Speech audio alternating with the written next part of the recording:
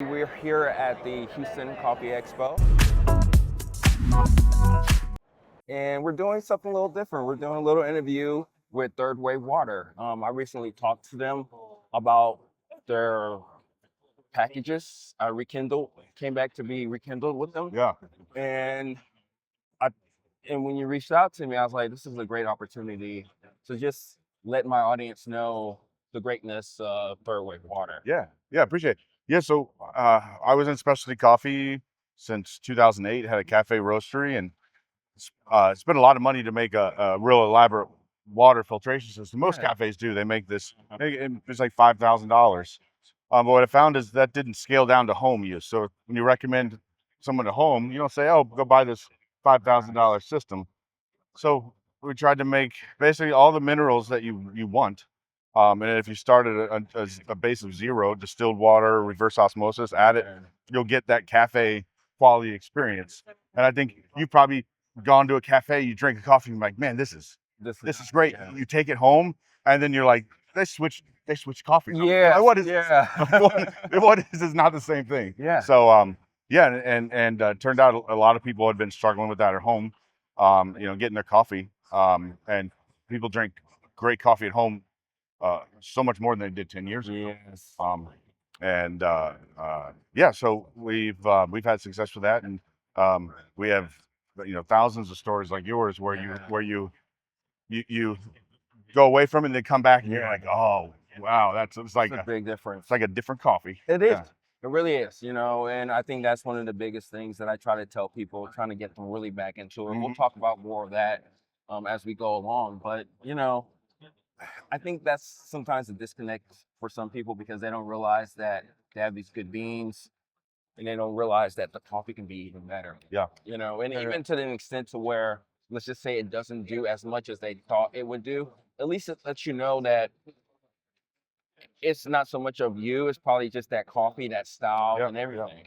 Yeah, you want to have, you don't need to spend a ton of money. You want to have a decent grinder, not nothing like a blade grinder, and have an okay coffee maker. And some places have good water, and it might work well, but a lot of other places they don't. Or you travel, you have your setup at home, and it tastes perfect. And you go, to family at Christmas, Thanksgiving, you're like, man, the coffee is terrible. Yeah. What am I doing wrong? So it's just another one of those tools for people to get what they like and looking for. And as expensive as coffee is nowadays, right? Yes. We don't be wasting One less thing to really worry about. And I guess one of my things, because I'm a coffee snob, everybody here is a coffee snob, and we don't have an issue with paying for this stuff. How do you I guess go about it, or how is it a challenge to get to other coffee people who probably don't even know? It's a great question. So one of the benefits, it costs a couple cents for it. Some of the other stuff we have, maybe it's less specialty and more mainstream. We have some profiles that are for low acid. Yeah. So like I made it for my dad. He would have heartburn and couldn't drink much coffee, and so this lowers the acidity 4 times, so he can drink 5-6 cups without having any heartburn issues. So which I would say is less specialty. It also helps protect your equipment. So you are gonna say you're like, man, I just got this $700 little home espresso machine, right? That's a lot of money. And with our minerals, you don't have to descale it. It won't scale up, right? And so we've all had we have a coffee maker, and it's just slow and slow and slow, and it builds up scale, just like your shower head does. And so with our water, it helps kind of protect that. So yeah, you get some benefit of the coffee tasting better, but you're not ruining your equipment. So You bring up a really good point there, because it's one of those things where people, we have our logs, we jot down what we're tasting in the coffee and everything, but nobody really takes into consideration the build up, the scale, and they're not realizing that also takes effect of how the coffee is actually brewed. Absolutely. And there's little less consistency if you don't have the water. Yeah, it'll slowly change over time, and you may not notice it, and you're like, man, they used to brew this fast. Now it's taking a minute longer, and you're wondering why. Yeah. So if you're doing a coffee maker and that nozzle is just narrowed down, Right now it's taking a bunch, a lot longer time, like a washing machine, right? Time, right? Your washing machine said, "Oh, it's 15 minutes left." Like, no, that's just 45 minutes, Right. because it's the filter's clogged up and it's not draining as fast. So So true, so true. So I like that. So it's almost like getting them, because I did another experiment about a week ago, and I used the exact same coffee, and I used all the packages, not all at the same time. yeah, And it was really, even though it was more so like a subtle type of difference, I didn't notice how much it really affected or changed the coffee.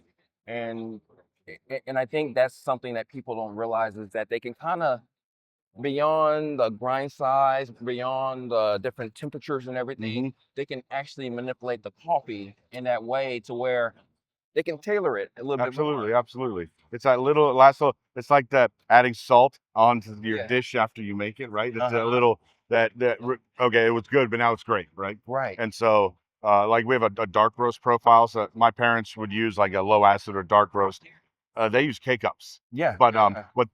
with the dark roast, they don't want acidity. They want chocolate caramel Chocolate. flavor. Yeah. So it's just like, hey, how can we help move that flavor profile a little to what they think is good coffee, right?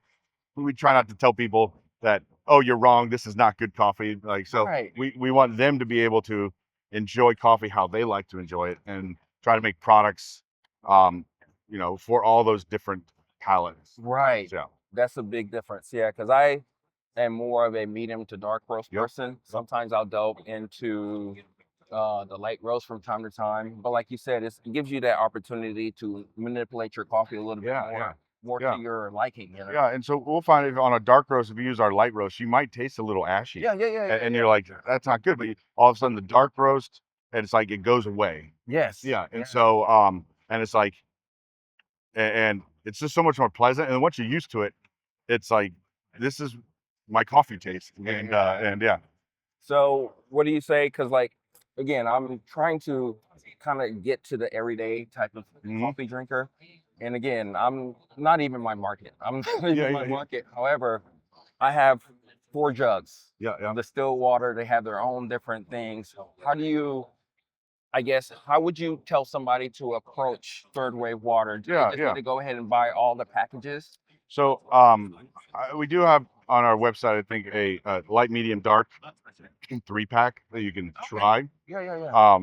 But also I would say, if you want the coffee to have fruit flavors, and you usually do lighter, do light roast. If you like, and you use the words bold, and you use the words, dark, I would try that dark roast. Dark roast, yeah. And then if you find that, that dark roast, and it's just maybe a little too bold, and you want to dial it down, maybe the medium. Or if you have the light roast and you're like, man, it's a little too sour, Yeah. the medium might just be enough to change it. I see. So it's more so like even I think that's what I'll also start doing, especially on my channel, is like letting people know, it's like, hey guys, you can play around with it. You don't have to be so tailored to the situation. If you like light roast, go with the light roast. And we find we do tests all the time where it's like, man, this coffee tastes better with medium. This coffee tastes better with light. And it might be marginally, and it's not always a consensus of everybody. Taste is really personal, right? And so it's like, once you find your jam, like, don't be embarrassed about it. That's what you like. Yeah, exactly. Yeah. I think I was telling some people about that too at the expo. They were asking me some opinions about just the journey in general. I was like, you like what you like. Yeah. I'm not telling you don't try other things, but it's okay to tell people what you like. Yeah. Well, and then you think about it. If everyone liked what I liked, it would make it a lot more expensive. So I mean, there wouldn't be a whole lot of good, light roast coffees left. So I'm glad that there's a spectrum of coffee drinkers. Some people like, so if I'm somewhere and there's a darker roast coffee that I can get, I enjoy putting a little cream in it. Yeah, because cream works really well with dark roast coffee. It doesn't work well with light roast It coffee. doesn't. You can some of it will even curdle the cream. Yeah. And you're like, and so it's like, you just, I also think it's fun to go and try coffees that so if somebody else really enjoys something, there's something about the hospitality and being around people. I want to drink it, and even I don't prefer it, but I can experience that with them, and appreciate it. So yeah, not so dogmatically where I only drink this or I don't drink anything. Right. Right. You can enjoy it with them while you guys are doing something totally different too. Absolutely appreciate it. And then you go back to what you like or are comfortable with. And what I found is sometimes you forget how good your coffee is until you drink coffee that you think is bad. Yeah. Right. Yeah, So you almost get spoiled. You used to. exactly. It's so true. Yeah. So It's like true. getting used to the air conditioning. And then all of a sudden you get out in the hot, you're like, man, I got soft. Right? Yeah, So- yeah, exactly. yeah. So very true. That's what I was thinking for the longest. I felt something was wrong with my coffee until I rekindled back again with third rate water. And I'm like, wow, I'm tasting things that I haven't tasted in a very long time. And I think that's the beauty of having, because there are other companies also out that have like this, this. And I think that's good, but sometimes it overcomplicates things. It does. You know? And our product is $17. So if you're experimenting, I mean, there's some coffee grinders that get into hundreds of dollars. So if you think you're like, oh, I got to go spend $500, like, try something a little cheaper Right. first as a change. Uh-huh. If you still want to keep experimenting, but you can spend a lot of money real quick. As you go around the show and see. Yeah. There's yeah. So and if you want to, you do it. You can, but now I think the best part about understanding third wave water even more so is that how much it does give you more of appreciation for the coffee that you're drinking, experience it for what it is, and then it gives you that opportunity to keep going down that rabbit hole, but in a nice, gentler way. Because, for instance, I bought the 4 packages. I bought the low acid. I bought the light, medium, and dark. Okay. I don't really do much cold brew. Yeah. I'm sure it does probably makes it even more mellow and chocolatey and all that stuff. But I guess the biggest thing right now is that I bought these packages back in January, I believe. Yeah. I probably still have about 4 to 5 packages in each of them. So as much as it seemed that it does go quickly, it really doesn't. It really gives you that opportunity. It doesn't expire, right? So I mean, it's got old minerals in it, and they last a while. Yeah, and the only way to know if it's worth it is to try it. Try it, yeah. And then if you go back to your old stuff and you're like, you know what, I like it just as much, or it's not worth it, and then But sometimes what I found too is if say you're using your tap water, it'll change during the year, so you get more rain. I see, yeah. Right. Sometimes they put a lot more chemicals in. Yeah. Or if you move, obviously, or traveling. So it's just the one thing you always keep in the back of your mind of like, oh, maybe let's check the water again. Right. Yeah.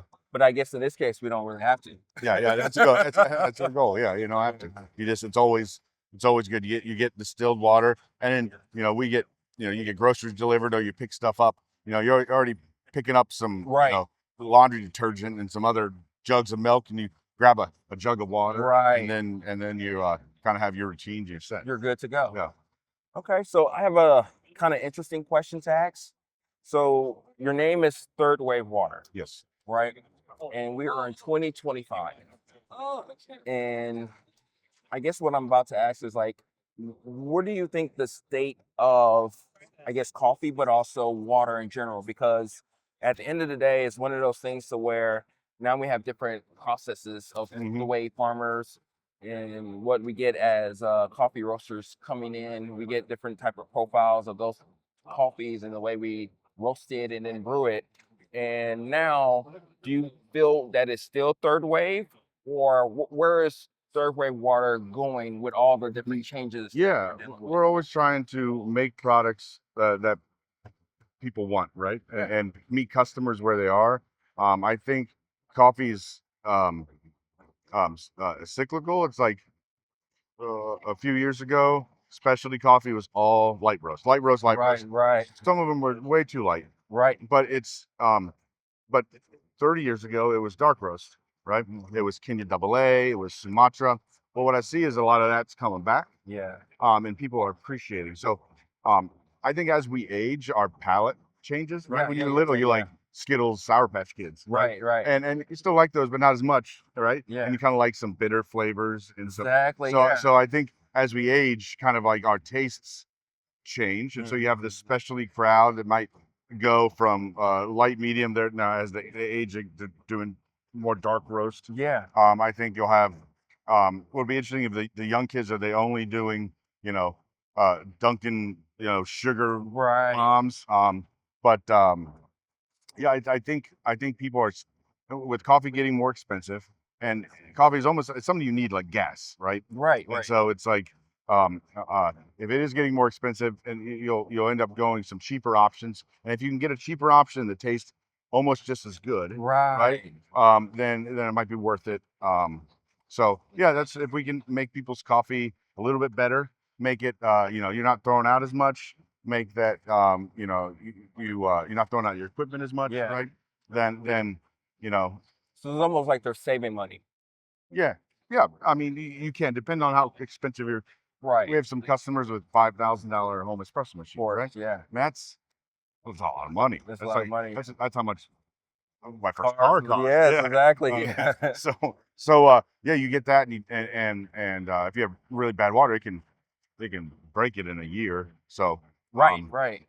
so those cases, but no, it is for just doing drip coffee is definitely an expense, right? I'm not going to say it saves you money, but if you like it, right? Mhm. We have stuff that we like, if you're like, man, you like, something like washing detergent, like the name brand stuff just washes better, right? Right. And you're Right. like, I like the smell, and I feel like my clothes are cleaner Makes a big than difference. yeah, Yeah. than like the cheap powder. Like you're willing on those things to get something a little nicer to treat yourself. Right. Yeah. You say that because I will eventually do a post about that. But the whole thing about having nice stuff, and people don't realize, especially with the way that you guys have created the formula and everything, how it doesn't scale or anything. It gives you more so like a pride, right, Yeah. in your equipment, and that that it's going to last a lot longer compared to you're not, I guess, lack of better word, giving a shit. Yeah. I mean, I grew up, like many other people with not much, right? You grow up poor. You learn uh, being good at being poor, and it's Yeah. If you want nice things, you might have to fix it yourself or take care of it, right? But yes, there is some pride about having a washing machine. Mine at home, I've kept going for 15 years, right? Yeah. And I'm like, I fix it myself, and you can't keep it going, you do that, and you take a little pride in it, and a little more thoughtfulness into it, right? And I think it's an enjoyable way to live life. Right. Yeah. Awesome. Awesome. So, with that being said, I don't want to keep you too long. I appreciate this. It's a podcast, but it's a talk. Yeah. No, it's You fun know? meeting new people and seeing where they are on coffee, and coffee's real small world. It really is. Yeah. Yeah. It's like it's almost interesting because like coming to this event, you realize that, and this is not everybody who cares about coffee, but seeing all these people here, it's like, wow, this is something that will go on as long as we can make it go on. Yeah, I mean, we've been drinking coffee for like hundreds of years, and I think it brings people together. It wakes you up, Yeah. right? I think people will keep being social, Yeah. drinking coffee, and enjoying coffee, at the homes. Yeah. Awesome. Awesome. Wait, Cool. thanks. Okay, Cool. had a good Appreciate time. it. Yeah. Thank you yeah. so much.